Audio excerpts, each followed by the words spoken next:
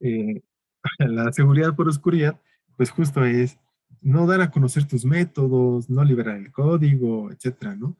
Para que nadie encuentre una vulnerabilidad o al no ponerlo público se cree que no vas a encontrar una vulnerabilidad. Pero la historia nos ha dicho que quizá esta no sea la mejor postura. Ajá.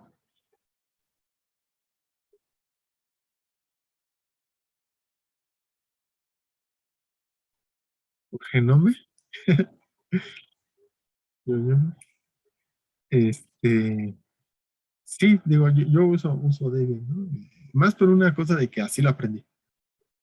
O sea, me gusta mucho porque, o sea, está bonito, me parece que bien, ¿no? Para administrar. No nos vamos como a configurar tantas cosas como otras distribuciones y, y, y no es como las que están todavía muy configuradas, ¿no? Como, pues, o sea, yo en servidor, yo recomendaría Debian, ¿sí? Debian como la distro, ¿no? Entre Debian y Ubuntu. Si siempre que instalen, bueno, ahorita regresamos a lo que les digo de cripto, siempre que instalen algo, instalen LTS, ¿no? LTS, eh, que es long, eh, bueno, soporte largo, ¿no? Porque esas versiones van a seguir recibiendo actualizaciones de seguridad durante varios años o durante más tiempo. No todas las versiones, por ejemplo, de Ubuntu son LTS, ¿no? En el caso de Ubuntu. Y van a utilizar algo ya en producción, no en un ambiente de producción. Váyanse por este tipo de versiones, en el caso de Ubuntu y en el caso de muchas otras software. A veces nos vamos por el encanto de las nuevas características, ¿no? O sea, por ejemplo, sale una versión y LTS y luego salen otras versiones intermedias y hasta después sale otra LTS. Entonces, a veces por querer aprovechar nuevas características, utilizamos una que no es LTS y eso nos hará que en un menor tiempo tengamos que cambiar la versión para seguir recibiendo actualizaciones de seguridad. Debian 11, por ejemplo, ahorita lo chido es que se fue a 5 años, ¿no? 5 años para soporte. Eh, en cuanto a Ubuntu, Ubuntu me gusta más como para la lab, ¿no? Para la compu, porque pues ya le instalo la cosa gráfica y muchos de los controladores para tarjetas de video, cosas así es mucho más, a mí se me hace más fácil administrarlos con Ubuntu que con un Debian. Eh, sí, Andrés, que también da redes de computadoras, sistemas operativos, él usa Ubuntu, ajá, en LTS. Yo prefiero en los servidores Debian, ¿no? Andrés utiliza Debian en los servidores también, ¿no? Podrían utilizar Fedora, a lo mejor, ¿no? CentOS, bueno, creo que ya va, pero bueno, como de la familia, ¿no? Fedora también. Cambian algunas cosillas en cuanto a esos dos distros, ¿no? Ujú. Pero bueno, solamente a mí no me gustan mucho las posturas absolutistas de, no, Ubuntu, no, Windows, no, Debian, ¿no? Me gusta el software libre, por supuesto, ¿no? Sería muy complicado para mi trabajo si no hubiera software libre. Eh, Uso Windows aquí porque, eh, pues no sé, es que se me hace más fácil en la lab, ¿no? Pero también aquí hay cuestiones, eh, ¿cómo se dice? Cuestiones ideológicas, ¿no? En cuanto a cómo se manejan tanto Windows como la comunidad de software libre. Me parece en ese punto muy loable, ¿no? Que lo que hace la comunidad de software libre en oposición a lo que hace Windows. Ujú. Pero desde el punto de vista de profesionales, si nos queremos dedicar a la seguridad, tenemos que conocer toda una amplia gama de tecnologías, de software, ¿no? Eh, Porque en la realidad o en el día a día se usan muchas tecnologías y si nos dedicamos a la seguridad, pues tenemos que tener un panorama amplio. Es justo como dice Emilio, ¿no? Cuando se desarrolla algo como Windows, que es cerrado, pues no está tan probado por la comunidad, ¿no? Solamente lo aprueba dentro del propio desarrollo de la compañía. Y en cripto es igual. Si hay estándares que son cerrados, o quizá no tendría la categoría de estándar. Si hay algoritmos que son cerrados, como seguramente hay criptografía militar que no conocemos, como, no sé si ya sabemos ha platicado el caso de Ghost, este algoritmo Ghost de la Unión Soviética, cuando todavía existía la Unión Soviética, pues era un algoritmo militar. Entonces, sí se cree que hay criptografía militar que no conocemos. Y lo que nosotros estudiamos en el curso, pues es la criptografía moderna, digamos así, moderna, comercial, ¿no? Porque es la que utilizamos todas las personas. Y gracias a que se pone a disposición de todas las personas, pues mucha gente puede analizar el algoritmo, por ejemplo, AES, ¿sí?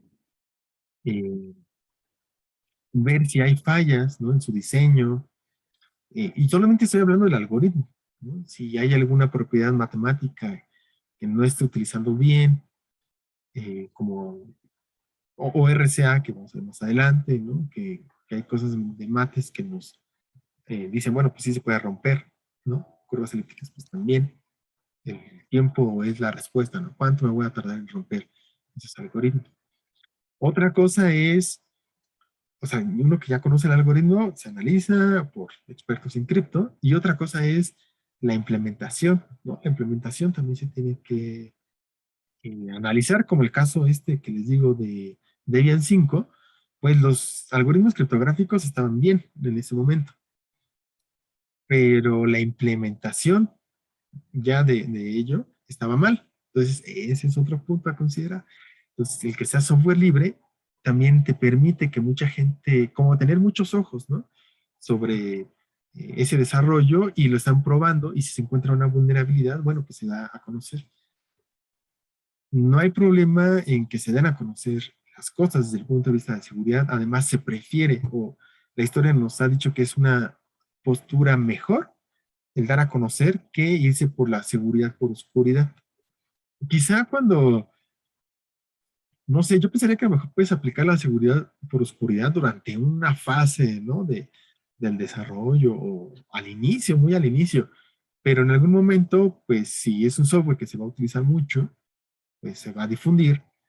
Y si no ha sido previamente bien probado y hay vulnerabilidades y no se prueba por toda la comunidad, pues todos somos humanos y seguro va a haber algún error. Entonces, yo creo que la postura de ser abiertos es muchísimo más buena, ¿sí? En resultados que la seguridad por oscuridad.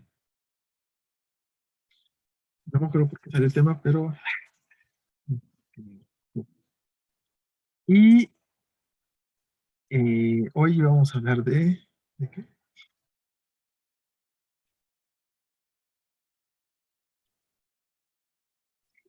Ah, todo salió porque me actualizó, ¿no? Algo así.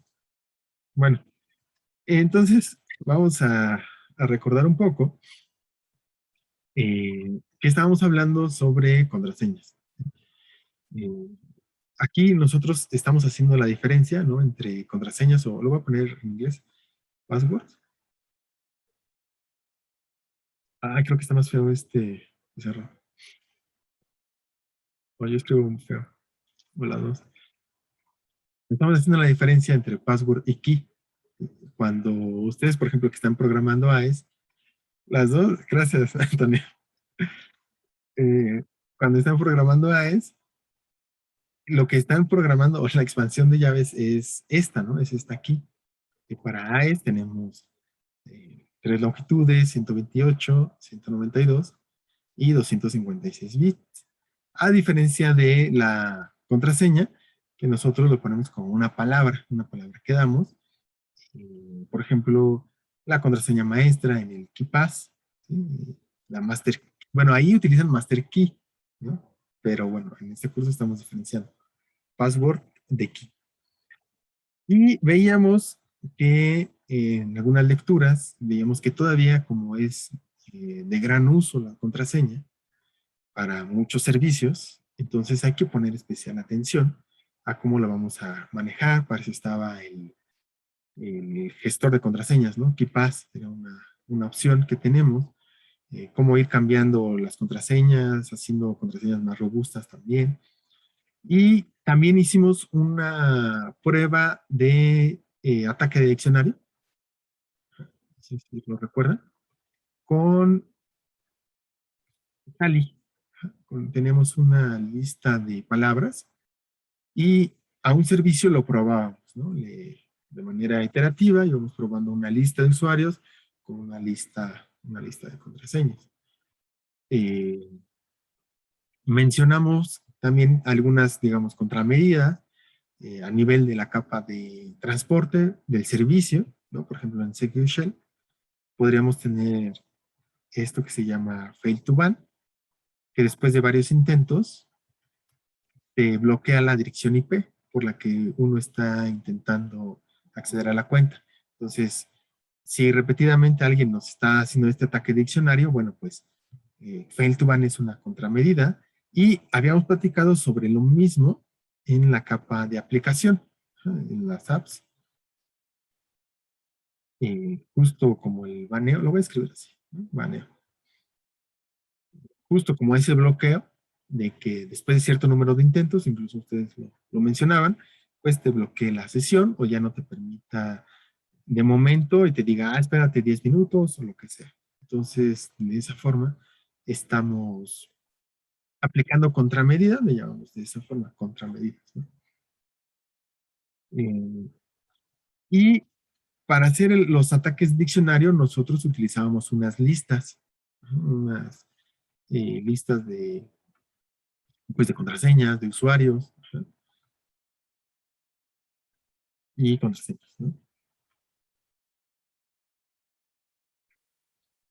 Y entonces la pregunta es, ¿de dónde obtenemos estas listas?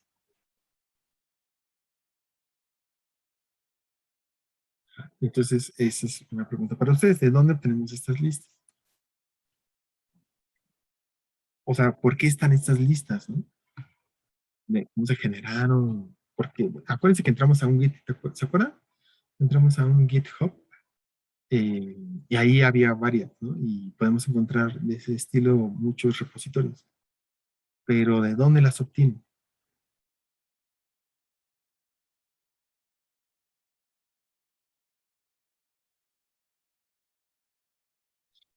A ver, los escucho, los leo.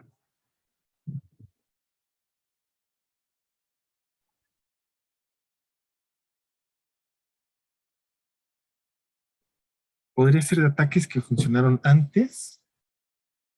Ah, ok, ataques que funcionaron antes.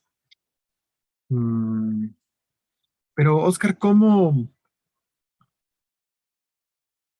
Ah, ok, sí, ya te entendí. O sea que si nosotros somos maliciosos, ¿no? Vamos registrando en qué contraseñas sí nos sirvieron, ¿no? Emilio. Ajá, Emilio, pero ¿cómo sabes cuáles son las más frecuentes? Aquí Oscar ya nos dijo, bueno, pues quizá hago los ataques y voy anotando cuáles sí me funcionaron. Ujú. Entonces la pregunta para Emilio es, ¿cómo sabes cuáles son más frecuentes? ¿Cuáles son las contraseñas más frecuentes? Sí, Ernesto, ajá, muy bien. Esa es una, ¿no? De fugas, fugas o leaks, ¿sí? Mm, de contraseñas. Entonces, ¿cómo las obtenemos? Bueno, de fugas, ¿no? Se fugan las bases de datos, ¿no? No sé, como si no fuera tan común. Se fugan, las venden, eventualmente quizá aparecen por ahí, Pastebin, ¿no? Es muy común que encontremos por ahí cositas de este tipo, en otros lados, ¿no? Donde incluso se comercia de manera ilegal con esta información. Y sí, ¿no? Con robo de base de datos o fuga de la información, ¿no? De base de datos donde hay contraseña, y pues esas las usas para generar estas listas. Sí, está muy bien. Ah, sí, también, Antonio, ataques a base de datos cuando eran más vulnerables. Ese es un problema grave. ¿Cómo sabes, cómo identificas que tus sistemas no han sido vulnerados, ¿no? ¿Qué tal si alguien está adentro y, y no te has dado cuenta? Eh, eh, mm, Porque si lo vemos como cuando uno tiene una enfermedad, ¿sí? Eh, Cuando, por ejemplo, unas de estas enfermedades que no presentan mayores síntomas, ¿no? Mayores signos al inicio cuando uno lo está desarrollando. ¿Cómo sabes que no tienes la enfermedad, ¿no?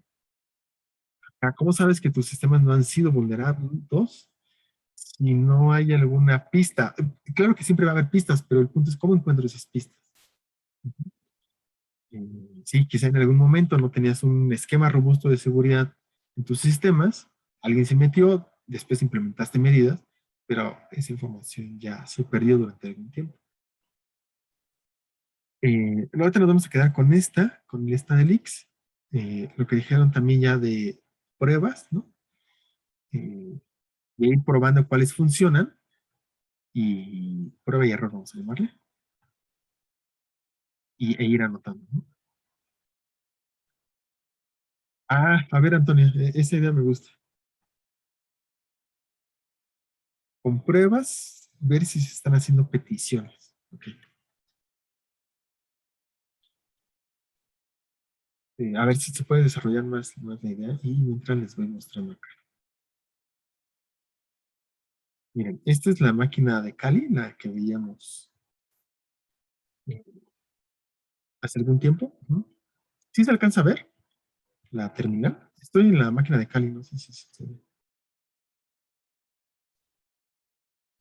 Sí, ok, gracias. ¿Tú puedes hacer un poquito más grande la fuente, Paulo, por favor? Ajá, sí, Emilio. ¿Así está bien? Sí, así, gracias. Ok. Eh, ¿En dónde? A ver, Antonio, tú ahí sigue pensando en la idea, ¿no? Y mientras acá le voy muy bien. En los Linux, ¿no? En diagonal bar, diagonal log, encontramos las bitácoras del sistema. Y generalmente, podría haber algún cambio, pero generalmente aquí es donde se encuentran, en donde diferentes servicios van haciendo archivos, en donde van guardando estas bitácoras. Hay una bitácora que se llama outlog, ajá, que es en donde se van registrando los accesos. Vamos a darle voy a abrirla, voy a abrir esta bitácora y con el comando tail le estoy diciendo que me muestre las últimas líneas de este archivo. Y miren, por acá está. Eh, Aquí nos dice, ¿no? Que fue para el usuario root, ¿no? Se intentó conectar, ¿sí? Entonces, voy a hacer un intento de conexión igual, con este comando. Lo que estoy haciendo es decirle que deje abierto este archivo y que yo vaya viendo cuando se vaya escribiendo. Lo voy a dejar así y en otra terminal voy a intentar conectarme. Entonces, en este momento, esta máquina virtual que es de Kali, la tengo virtualizada dentro de mi sistema y afuera, en mi Windows, tengo una terminal y desde mi equipo Windows me voy a intentar conectar a este equipo Kali, ¿sí? Para ver cómo es esto de las bitácoras. Voy a intentar con root. Ya tengo la IP, previamente ya la tenía por ahí anotada. Y ya me pide una contraseña y le pongo cualquier cosa, ¿no? O cuando yo intento conectarme, hay una sesión, digo, se registra, ¿no? El inicio de sesión y me dice la dirección IP del equipo del cual intento conectarme, ¿sí? Podría probar ahorita ya cerré la conexión, podría probar con otro usuario, admin, se llame admin, y la contraseña pesada. ¿Sí? Entonces aquí registro el nombre. ¿Sí? Registro el nombre. Bueno, no, yo no. El sistema registra el nombre desde donde se intentó conectar la IP origen, el puerto de la capa de transporte del protocolo TCP origen y el protocolo de la capa de aplicación, que es Secure Shell en su versión 2. Entonces, eh, pero aquí no registra la contraseña, solamente te registra los intentos. Cuando nosotros estamos aplicando, ¿se acuerdan que utilizamos eh, este software que se llama Hydra?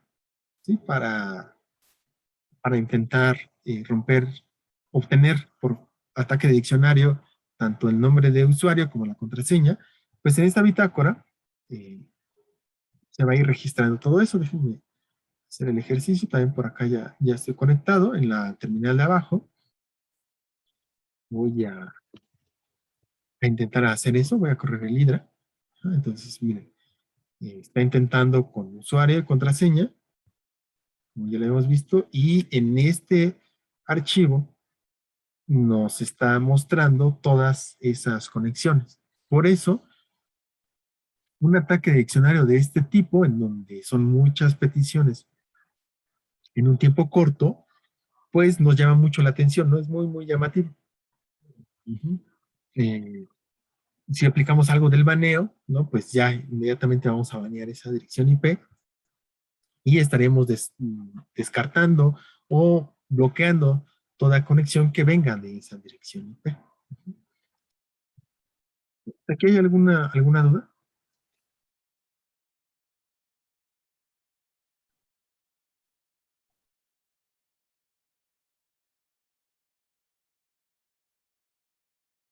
Ya lo detuve y voy a detener también el Hydra.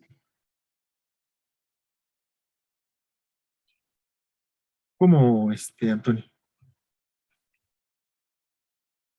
O sea,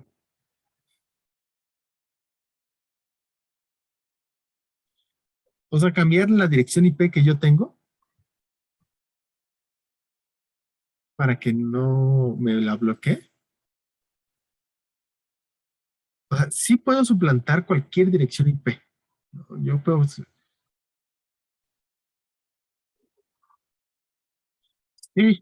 pero ahí estás, ahí lo que quieres hacer es eh, un ataque de denegación de servicio, ¿no? El DOS. Bueno, por lo que entiendo. Ok, sí, pero ese es un ataque diferente, ¿no? Me agrada eso, ¿no? Voy a poner aquí, por un lado es DOS,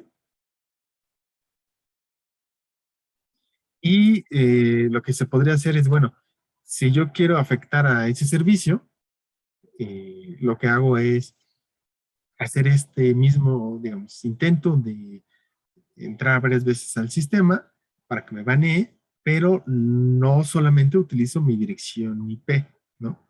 Sino utilizo diferentes direcciones IPs. Si es si llegamos hasta la capa de aplicación, o sea, si yo, por ejemplo, quisiera suplantar la dirección de uno de ustedes, la dirección IP de uno de ustedes, y no sé, me conectara a Gmail, ¿no? Con una dirección IP que es de ustedes, no podría yo ver la respuesta, ¿no? Lo que hago es, bueno, yo intento conectarme a Gmail con la dirección IP de ustedes, pero cuando Gmail responda, le va a responder a la dirección IP origen, ¿no? La dirección IP origen va a ser la de ustedes, aunque yo la esté suplantando, ¿no? Pero va a ser la de ustedes. Entonces, por todo esto del ruteo, la respuesta va a ir a ustedes, no va a ir a mí, ¿no? Aunque yo les esté suplantando, ¿no? Eh, porque la dirección IP yo no la tengo, ¿sí? No sé si queda un poco claro eso. O sea, yo solamente podría hacer peticiones a nombre de ustedes, a nombre de la dirección IP. Ni siquiera llego a la capa de aplicación, ¿no? Podría llegar solamente a la capa de transporte. para establecer esta conexión. Pensemos en el protocolo TCP. ¿Sí? Se establece la conexión, pero hasta que está establecida la conexión en la capa de transporte utilizando el protocolo TCP, es después que puedo enviar datos. Si utilizo una consulta DNS utilizando el protocolo UDP de la capa de transporte, pues ahí no, ahí sí puedo mandar yo una petición de DNS, pero le respondería a la IP que estoy utilizando, no, no me respondería a mí por todo el ruteo. El ruteo o los routers saben cuál es el destino, entonces me van a decir, bueno, pues el mensaje de regreso de Gmail no va a ir destinado hacia mí porque todos los routers saben que esa dirección IP no está conmigo, sino está con el otro lado. Sí, sí, Oscar, justo así, ¿no? Ajá. Ese es otro tipo de ataque, ¿no? Eh, Ahí, por ejemplo, quizá yo quiero afectarlos a ustedes, o bueno, cualquier persona. Entonces hago peticiones a nombre de ustedes y el otro equipo se las va a regresar a ustedes y uno se queda así, bueno, pues ¿por qué me estás enviando condiciones, no? Yo no te respondí, yo no te pedí nada y me estás contestando. Sería raro y seguramente se cierra la conexión, pero incluso si es un volumen alto de peticiones, de mensajes, pues son recursos que va utilizando el equipo. Entonces ahí podrías provocar un DOS. Eh, Hay que ser como ir analizando todo esto, ¿no? Bueno, a ver, ¿cuál es el objetivo? Eh,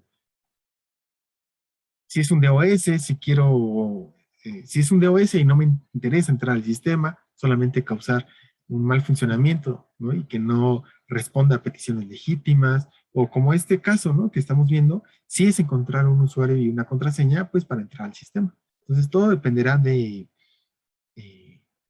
del objetivo, eh, el ataque que se hace, la técnica que se utiliza. Entonces, regresando un poquito a esto es, digamos, como desde el punto de vista de un atacante, pero desde el punto de vista, aquí va a haber siempre dos partes, ¿no? Quien esté tratando de hacer daño y quien esté protegiendo. Entonces, hay algo que le llamamos honeypots, no sé si han escuchado hablar de ellos. Nacho.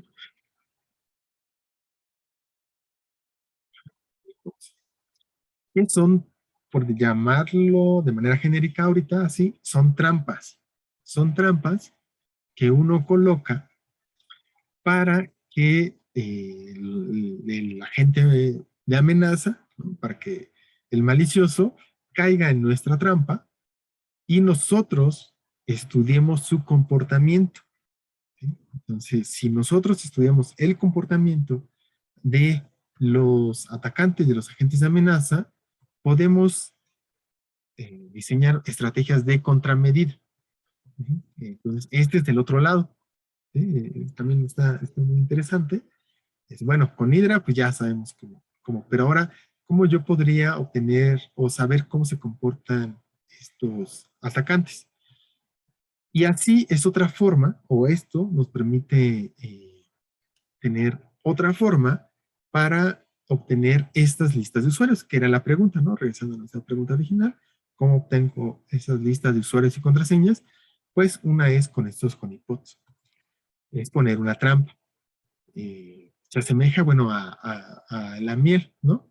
En donde pues pones miel, se acerca a quien le gusta la miel, los animales, y bueno, podrían quedar atrapados allí. Y esa es la idea de los honeypots. Hay diferentes honeypots. Tenemos de dos tipos, unos que son de alta interacción, le llamamos, y otros de baja interacción. Los de alta interacción, voy a poner aquí, hay diferentes clasificaciones. Esta es una. Alta interacción son sistemas físicos, por decirlo así, o pues ahorita ya, pues máquinas virtuales también podría ser, que tienen toda la intención de ser vulnerables. Es decir, yo pongo un servidor en mi red y ese servidor lo pongo vulnerable justo para que cualquier atacante le sea interesante, ¿no? O sea, le llame la atención, empiece a hacer todas sus pruebas para enterar vulnerable y todo se va registrando en el sistema. Ese es el de alta interacción.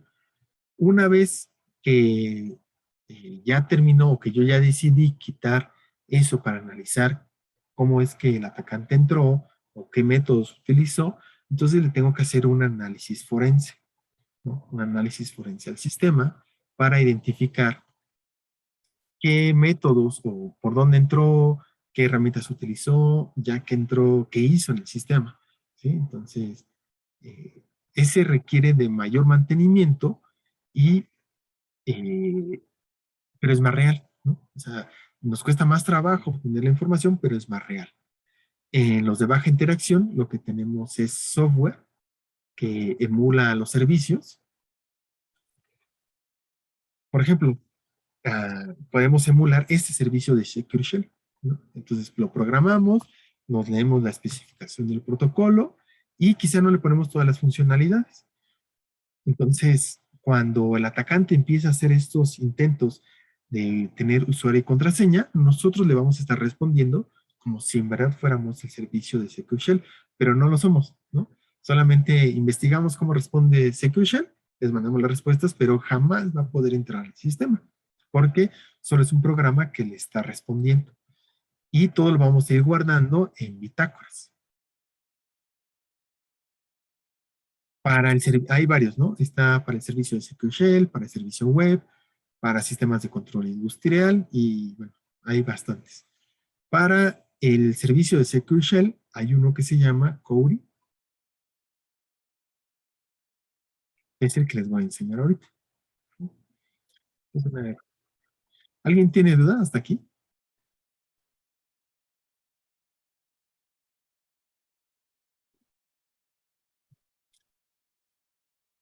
Sí, la verdad es que, la verdad es que sí, está muy, muy interesante, ¿no? Y ahorita hablamos más de ello. Lo retomaremos al final del curso, pero para relacionarlo con lo que hemos visto. Yo aquí tengo ya dos máquinas virtuales. Déjenme enseñarles. Está la de Kali, está la de Kali, que es desde donde ejecuto este Hydra, y está el Honeypot, que se llama Teapot, que está, eh, trae varios honeypots, ¿no? Entonces, para facilitarme un poquito la vida, eh, instalé esta, que ya trae varios honeypots, y entonces lo que hice fue, para que sea más claro y fácil de manejar, aquí tengo dos terminales. En la primera me conecté a la máquina virtual en donde está este honeypot que se llama Kauri. Y en la de abajo me conecté a la máquina virtual de Kali. Entonces, de un lado, del lado de Kali, voy a ejecutar el mismo comando de Hydra. Esta es la dirección IP de Kauri. Ajá. Y del lado de Kauri, si analizamos, está guardando o tiene una bitácora en formato JSON, que es este archivo. Entonces, voy a mostrar las últimas líneas de algunas pruebas que hice hace rato.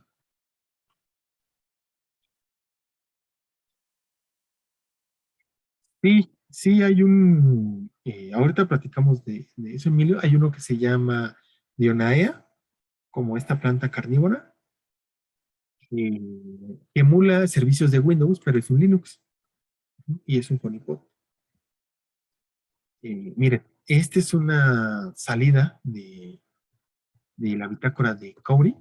Entonces dice, bueno, Event ID está en formato JSON, viene esto, ¿no? Cuánto duró y bueno, los mensajes. Aquí ya está cerrando la conexión. Después de un segundo, dice, cerré la conexión. Pero déjenme ver una en donde esté el intento. Voy a ver las primeras líneas del archivo con el comando head. Y pues aquí hay una.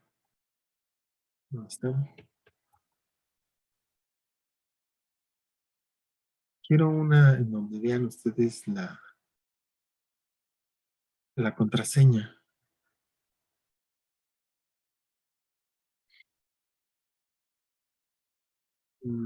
Ahorita mencionamos esto que se ve aquí. Voy a utilizar el comando les, abrir el archivo y verlo poco a poco. Ah, miren, aquí hay una.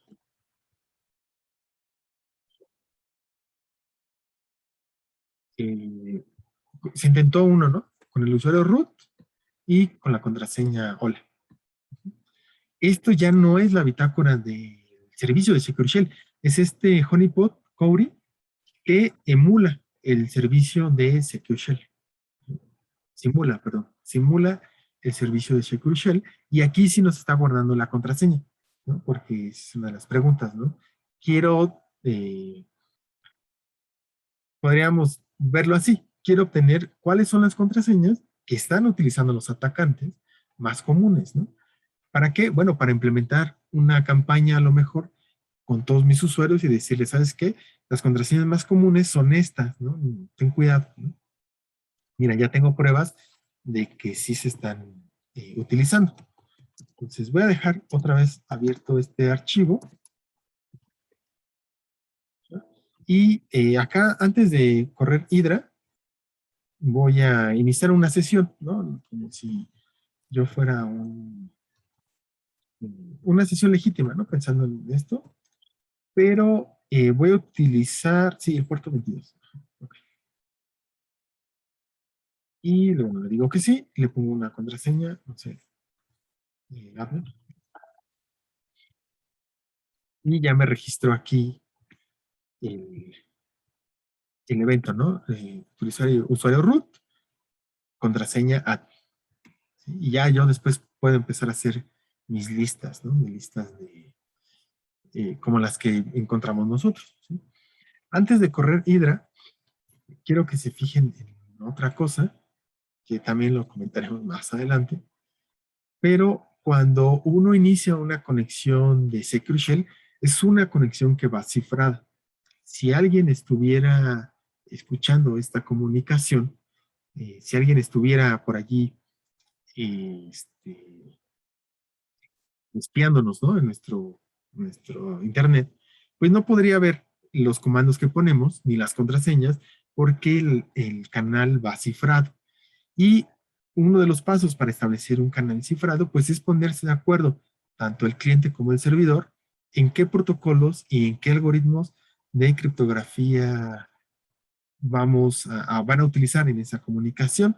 Y miren, entre tantos protocolos que hay, tantos algoritmos que hay, estamos viendo los que nosotros estamos estudiando. AES, ¿no? Ya ahorita sí ya cobra sentido para nosotros. Está utilizando el algoritmo AES con una llave de 128 bits, ajá, en un modo de operación CTR, ¿no? Y te da esas opciones, ¿no? AES con una llave de 192 bits o con una llave de 256 bits. Acá, por ejemplo, está utilizando el mismo algoritmo AES con una llave de 128 bits y con un protocolo, perdón, un modo de operación que es GSM. Entonces, en el día a día utilizamos la criptografía, ¿no? En muchas cosas y quizá no lo advertimos porque pues, todo esto funciona, digamos, por debajo.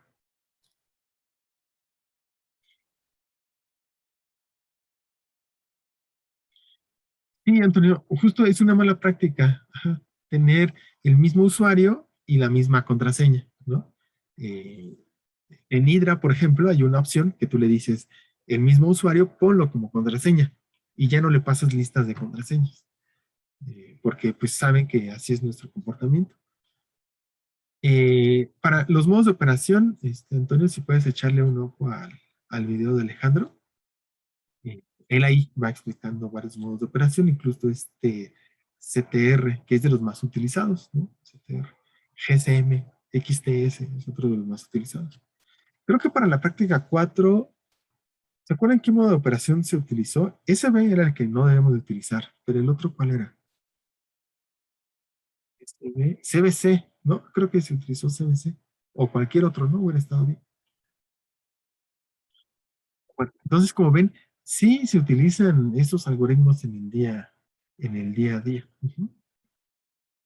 Y Bueno, ahorita solamente inicié una sesión de SecureShare como cualquier, digamos, de manera normal, utilizando el cliente de SecureShare. Y pues aquí los dos se están engañando, ¿no? El servidor donde está el honeypot Cody simula que es Secure Shell, ¿no?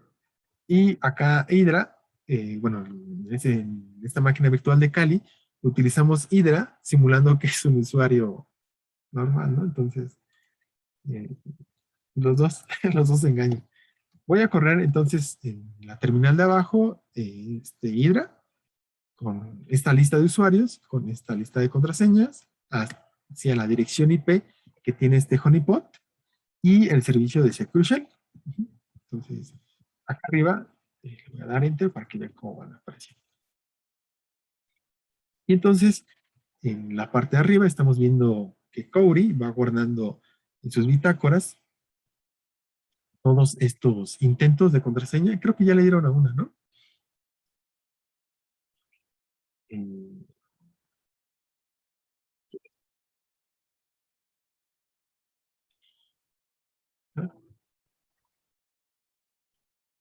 y bueno, entonces los honeypot lo voy a dejar así tantito corriendo y mientras les voy mostrando otras páginas.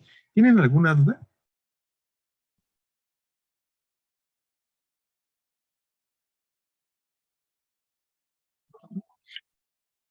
Bueno, hay un proyecto internacional que se llama el HoneyNet Project, que, bueno, pues como ven, tiene ok, gracias, Antonio. Tienen estos pandalitos, ¿no? Como de miel. Y es una organización sin fines de lucro que a nivel internacional tiene varios proyectos en cuanto a la parte de seguridad, en esto de obtener, digámoslo así, pues como información, inteligencia, sobre cuáles son los métodos más comunes de los agentes de amenaza y también se mete con la parte de malware, ¿no? Eh, por ahí tiene proyectos interesantes, ustedes lo pueden revisar. Me parece que se está reestructurando el Coronet Project, entonces creo que le falta más información a su página. Eh, por ejemplo, de los honeypots, ¿no? Nosotros usamos, o sea, el proyecto es Honeynet o red de honeys y lo que estamos utilizando ahorita, Cowry, es un honeypot. Uh-huh. Miren, hay varios por aquí proyectos. Ellos tienen eventos también. Ahorita, bueno, por la pandemia no han tenido eventos, pero tienen eventos. Miren, estos son los de honeypots de baja interacción, ¿no? Que simulan los servicios. Entonces, Compot es otro honeypot para sistemas de control industrial. No sé si vieron esta película, la de sobre la planta nuclear, ¿no? De Irán. Esta que mencionábamos muy al inicio. Eh, pues, si no tienen nada que hacer, viene la película. Bueno, estos honeypots emulan sistemas de control industrial, ¿no? ICS es Industrial Control System. ¿No? SCADA es un tipo, ¿no? De sistema de control industrial. Y yo me acuerdo que este Compot emulaba un dispositivo de la marca Siemens, que justo es para operar o controlar no me acuerdo para qué era, pero bueno, habría que leer para no mentirles, ¿no? Eh, como ven, muchas de estas noticias ya tienen mucho tiempo, vean los años, ¿no? 2015, 2014, pero me parece que el proyecto quiere resurgir. Creo que sí hay muy buenos trabajos que son más actualizados y que necesitan estar aquí. ¿No?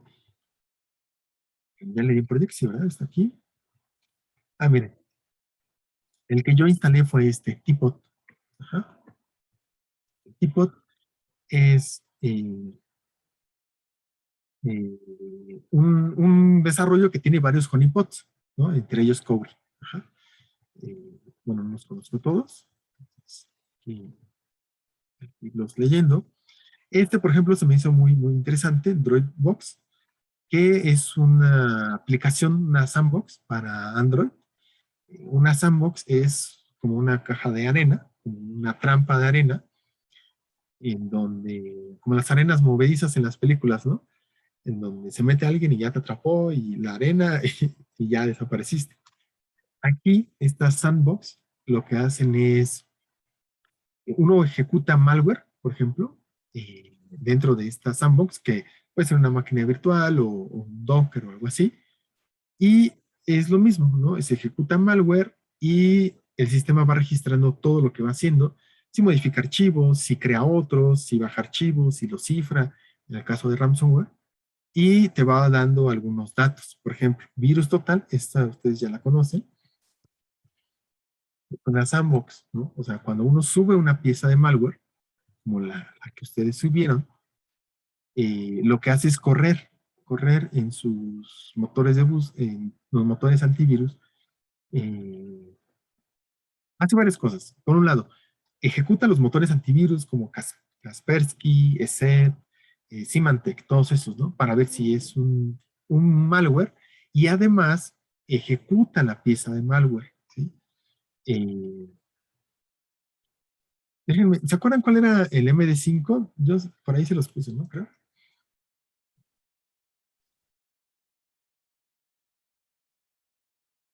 Podemos buscar el de la práctica. ¿Se acuerdan de esa práctica? Que había que hacer un XOR, ¿no? Para obtener la contraseña y cositas así. Déjenme buscar el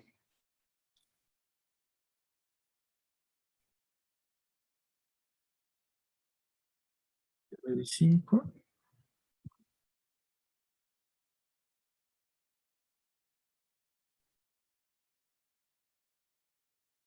Si alguien lo encuentra, este, aquí está.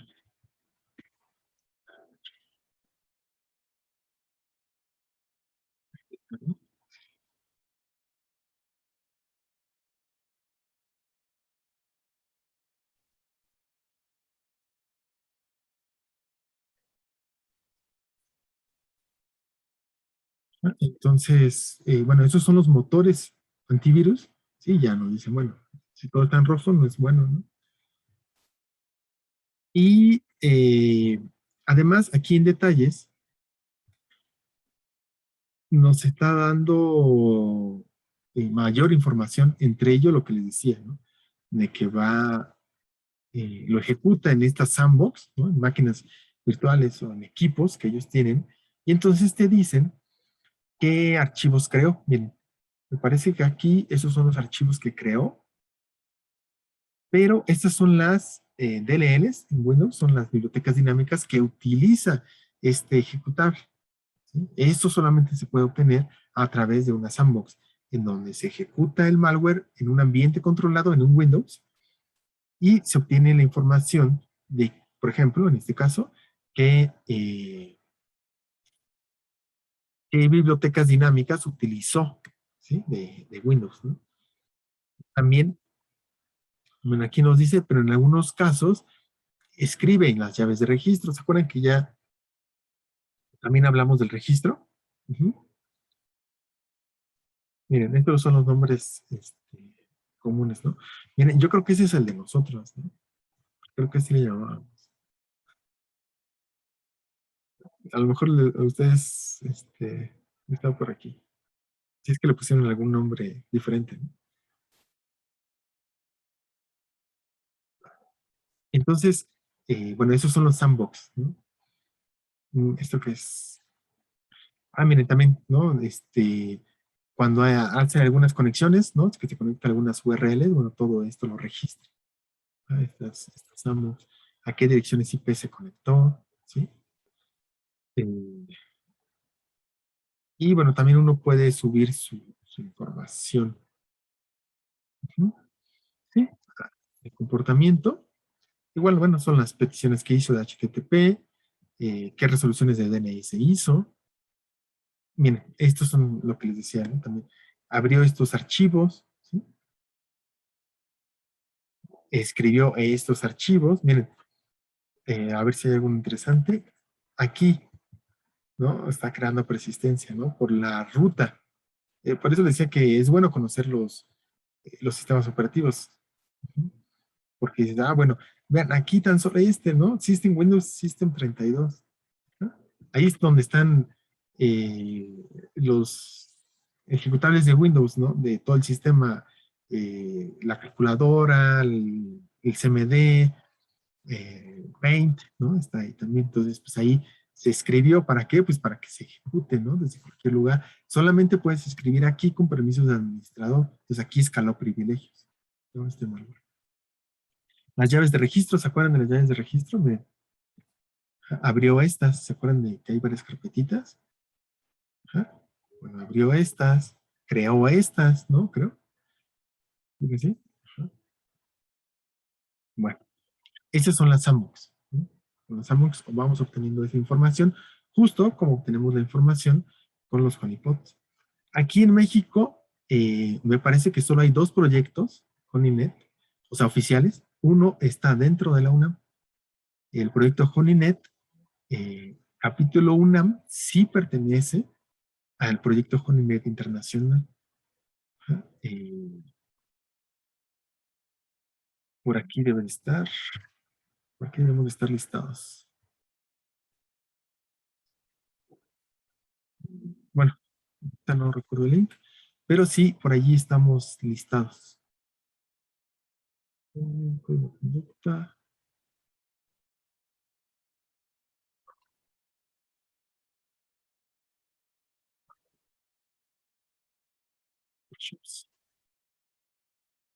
Sí, sí, sí, sí, la UNAM. Sí, Emilio, lleva el CERT lleva el CONINET Project UNAM Chapter. Incluso hubo una junta aquí, ya digo, ya no aparece aquí, vean, los lugares están chidos, ¿no? Guay, ¿no? Porque hay juntas, pero bueno, ya desde 2017 no hubo. Sí, es un proyecto grande. Y bueno, aquí si gustan pueden entrar aquí en la página de CONINET UNAM. Ya también, desafortunadamente, no he visto que le hayan dado mayor eh, mantenimiento, entonces, bueno, ojalá no lo abandonen. Y la lectura que por ahí les dejamos es este, ¿no? De Cowry, justo aquí explica todo lo que es Cowry. Este es el GitHub, ajá, de Cowry. También lo podrían instalar a través de un Docker. Y acá de Docker Hub se pueden bajar el Docker, ¿no? De manera fácil y sencilla. El que yo les digo que utilice es Teapot, que ya trae varios honeypots. Miren, eh, tiene todos estos. Cada uno cumple un propósito. Ahorita menciono Dionea porque lo preguntaron, ¿no? El que estamos utilizando es Cowry. Y bueno, vamos a regresar. Bueno, ¿hay dudas aquí?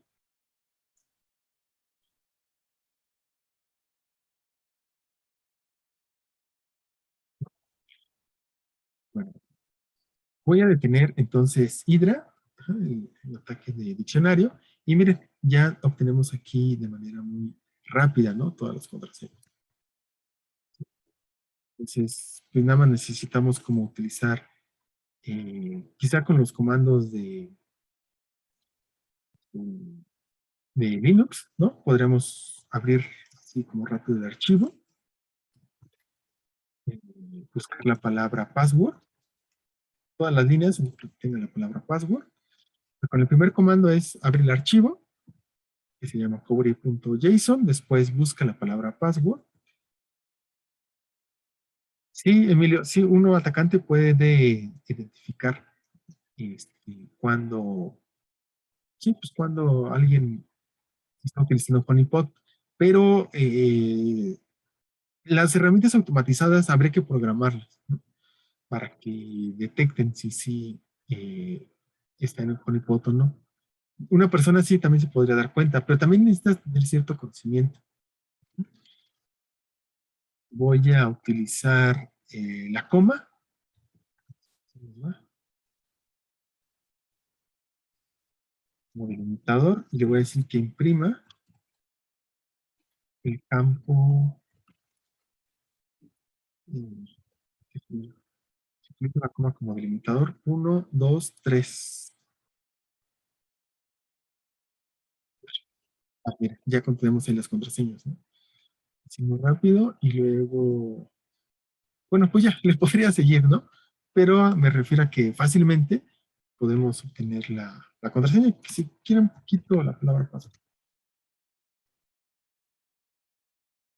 Ah, no. WK. El separador sean los dos puntos y le digo que me imprima solo la segunda posición.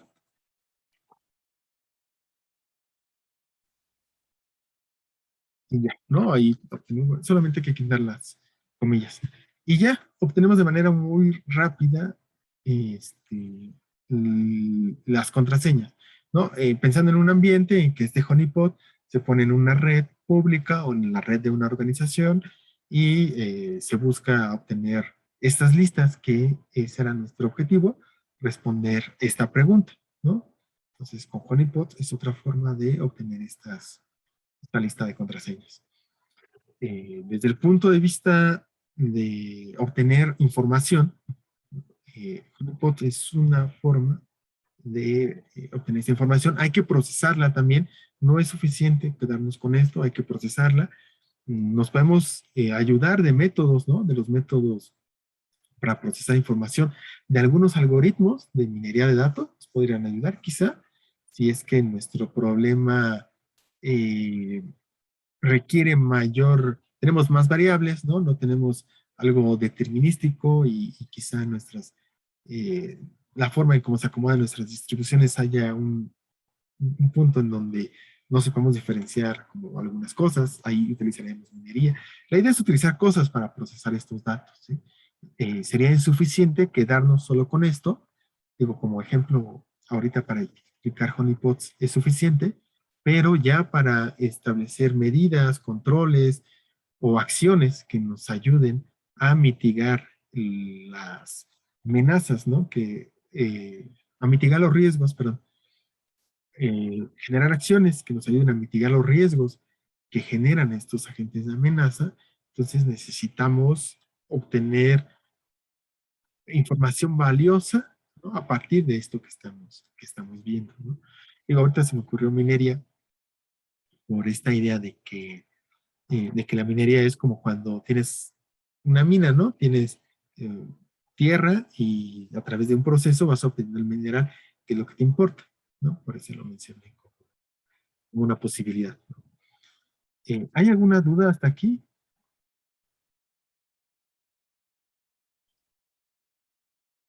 Y ahorita menciono ya por último lo de Dionea.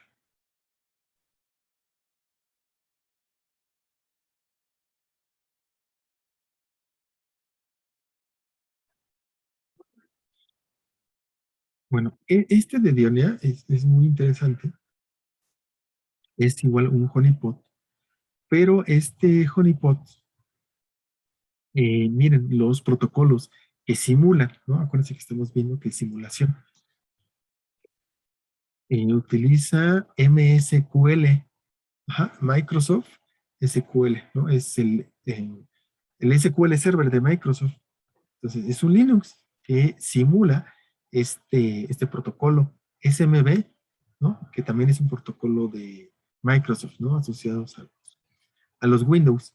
Eh, con este Dionea, por ejemplo, también se pueden obtener muestras de malware como de un gusano. Un gusano de red, por ejemplo, eh, lo que hace es un tipo de malware que se va propagando a través de la red. Empieza a escanear la red para buscar qué equipos, con cuáles equipos tiene conexión y con cuáles equipos está disponible el servicio que va a vulnerar. Una vez que vulnera el servicio, se copia, ¿no?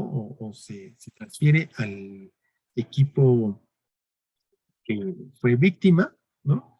Ya se instala, hace todo lo que tenga que hacer y otra vez empieza a escanear para ir moviéndose, ¿no? Y replicándose a través de la red. Uno de los más conocidos, bueno, fue WannaCry, que explotó una vulnerabilidad de SMB. Así funcionó. Y con este Dionea, lo que se podía hacer era obtener una muestra de ese malware para después analizarla en una sandbox como era Virus Total. Entonces, este otro honeypot es muy, muy interesante y quizá lo veamos más adelante. Y afortunadamente, esta herramienta de Tipot lo tiene. ¿no? Porque las últimas veces nos ha costado mucho instalarlo, porque se le dejó de dar soporte. No sé si ya lo revivieron. Ah, sí, miren, hace un año hubo cambios, ¿no? Ah, qué bueno, qué bueno, qué bueno. Este, porque antes de que no, hace unos años que no había soporte, era como que, híjole, lo tengo que instalar, ¿no? En versiones nuevas. Entonces, pues no, búscate lo anterior para poderlo instalar y bueno, te lleva un rato. Pero bueno, sí se lograba. Entonces, bueno, ¿qué vimos hoy? Eh, Tratando de relacionarlo con lo que habíamos visto de estos ataques de diccionario, contestamos esa pregunta de una forma para obtener esta lista es utilizando honeypots. Platicamos que los honeypots son de dos tipos, los de alta interacción, los de baja interacción, y el ejemplo lo utilizamos sobre uno que se llamaba Cowrie, que es de baja interacción, simula el servicio de Secure Shell y va obteniendo información sobre los métodos de los agentes de amenaza, ¿no? Sobre los métodos que utilizan los agentes de amenaza. Lo que ya no vimos es qué hacer con esa información. En este caso, solamente contestamos la pregunta, cómo tenemos listas de usuarios y contraseñas. También aprovechamos y vimos que en Secure Shell se utilizan los protocolos y los algoritmos de cripto que estamos utilizando. Entonces, como ven, la cripto, la seguridad van de la mano. No podemos, no, yo diría que no hay, sin criptografía no hay seguridad. Me atrevo a ser así tan extremista, ¿no? Sin criptografía no hay seguridad como la conocemos porque nos provee dos servicios fundamentales, ¿no? La confidencialidad y la integridad, de los tres, ¿no? El otro es disponibilidad, ¿no? ¿Se acuerdan de la triada? La CIA, confidencialidad, confidentiality, integrity y availability. Confidencialidad, integridad y disponibilidad. La cripto cubre muy bien estos dos. Entonces, sin criptografía no hay seguridad. Nada más entonces les pediría que sigan con la implementación de AES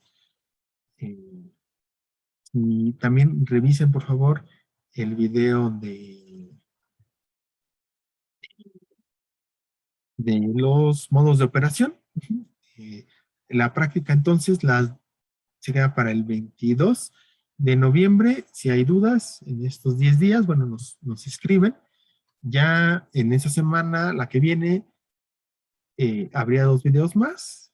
Dejaremos la última práctica de criptografía simétrica y esperemos que por la última semana de noviembre, eh, o ya yo creo que ya desde el 22 o 29, estaremos con el siguiente tema que es criptografía asimétrica.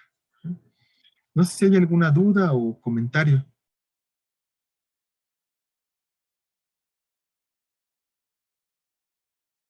sobre lo que estamos viendo, sobre la materia, no sé, ¿no?